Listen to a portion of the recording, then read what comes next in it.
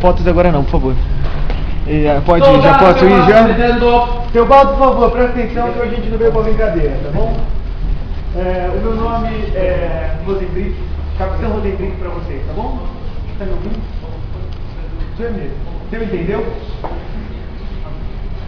Teobaldo, por favor, Teobaldo, eu trago você pra me ajudar, mas você não tá colaborando.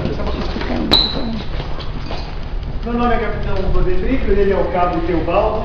Apresentado, cabo Teobaldo! E eu sou, Cabo? E eu sou, nós somos, né, também faz parte, do BOP. Batalhão de Operações de Proteção aos Animais. Batalhão de Operação de Proteção aos Indefesos. Batalhão de Operação de Proteção aos Indefesos.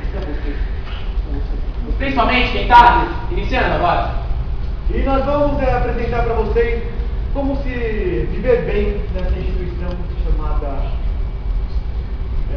Faculdade de Medicina. Qual o nome desse lugar mesmo, né? Esse lugar quente.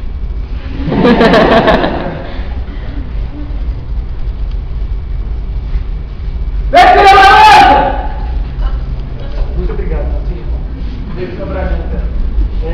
Eu fico muito feliz de vocês estarem recebendo a gente, tá bom? A gente tem 5 minutos curtos, então ganhando pouco pra isso. Não para aquela menina, tá? E nós vamos começar então, o tempo é curto e fazer umas coisas muito rápidas. Tá me entendendo? Qual é o meu nome mesmo? Meu nome. Comandante alguma coisa. Comandante alguma coisa. Teobaldo. Tira essa menina daqui, Teobaldo. Começa uma ordem. Não sei, pode ficar. Meu nome. Mocinha, qual é o meu nome?